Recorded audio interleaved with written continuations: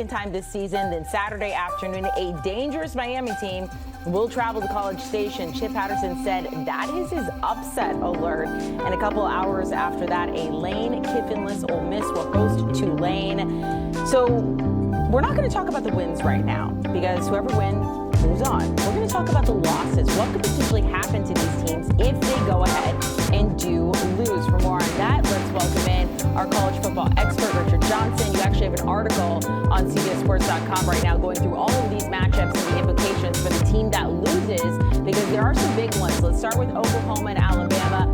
Look, obviously as a Sooner, I feel like this team has been very fragile up until this season, but I want to start with Alabama because Kalen DeBoer, if he loses not just back-to-back games to Oklahoma, but 3 games in a row, what is that going to mean for him?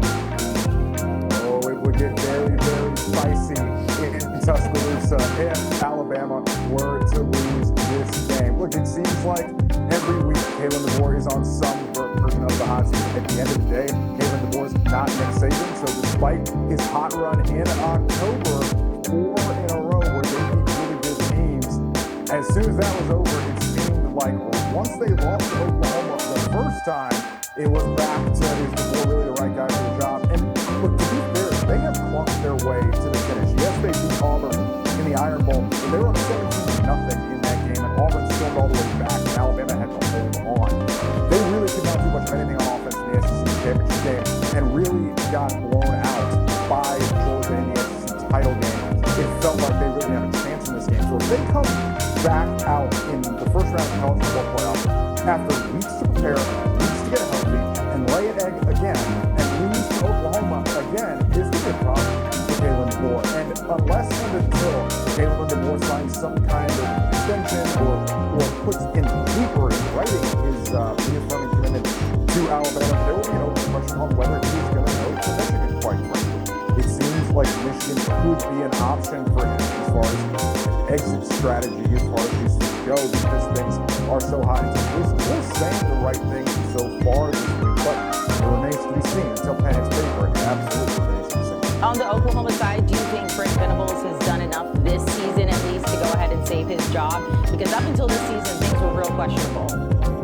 Yeah, Brent Venables deserves a lot of credit. I don't necessarily think it's the best coaching job in the SEC or in the country, but it is in that kind of second tier of really impressive coaching jobs. Brent Venables took the sticks back to the defense, allowed the front office to be able to go under the purview of Jim Nagy, and brought in Ben Harbaugh for his offensive coordinator and John Steer at quarterback. Now look, the offense has not exactly been gangbusters. They've only scored, they have not scored more than 3 touchdowns against a Power 5 team on offense all season, but the defense has picked up the slack.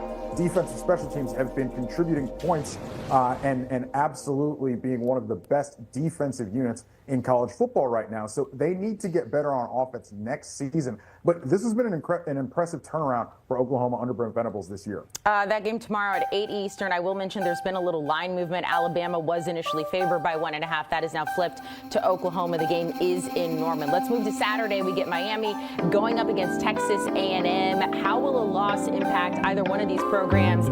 But also, how loud are Notre Dame fans going to be, especially if Miami loses this game? Oh, I would imagine Notre Dame fans are the biggest Texas A&M fans in the country. They're also probably pretty big Oklahoma fans, too. I think Notre Dame fans want to see Alabama and or Miami both lose in the first round of the college football playoff. I think for A&M, if they lose, you're going to start to hear kind of the same old Aggies, same old story that you always hear when Texas A&M falls short. Look, it's been a really impressive season for Texas A&M. You can't take that away from them. But it does remain to be said, they did not play for or win the SEC championship game. They did not beat Texas. And if they lose in the first round of the college football playoff, they will have not advanced in the postseason. They will again fall short of what A&M fans really crave, which is being truly in the upper echelon of the SEC and the sport. On the flip side, though, for Miami, it does kind of matter how it looks, right? If it's a close game, I think you're going to do the Mario Cristobal in a close game narrative that seems like we always do when Miami loses close. I think Carson Beck doesn't play well. We're also going to have kind of a tease on was Carson Beck the right move to make in the transfer portal last season. So there's a couple of different ways things can go narrative-wise for Miami if the Canes drop one in College Station on Saturday. That game is at noon.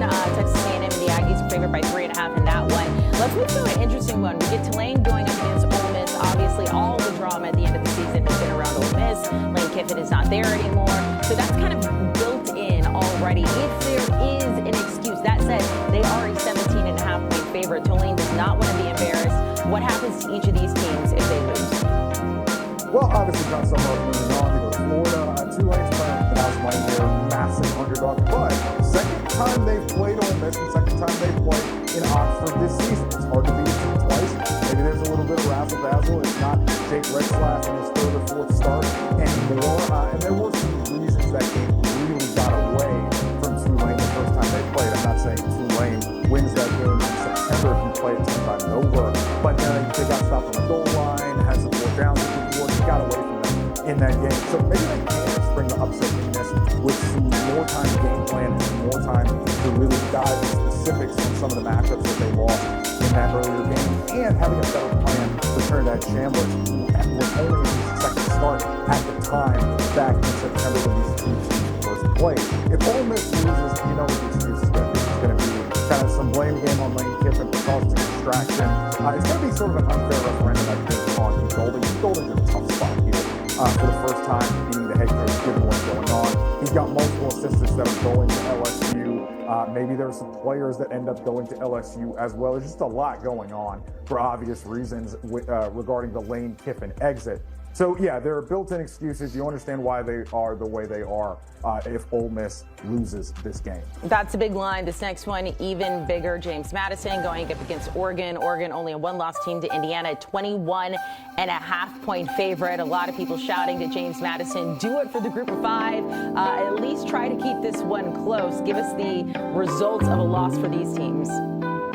Well, for Oregon, it would be simple. It would be the most embarrassing loss that any team has taken in the college football playoff era. If Oregon falls flat on their face and loses a 3-touchdown home underdog to James Madison, there will be no excuse. It will be extremely embarrassing for the Ducks, specifically this type of Oregon team that always take care of business, always have like a process-oriented approach and laser-focused under Dan Lanning. You just simply cannot lose this game if you are Oregon. For James Madison, this is going to be an unfortunate referendum on the group of five to sort of place in a seat at the table. It is not James Madison's fault that they are in the college football playoff. It's not James Madison's fault that the ACC could not take care of business and get an automatic qualifier in this college football playoff. Nothing that James Madison has done this season, going 12-1, is their fault. They have played their way into advance by the criteria as the college football playoff is set up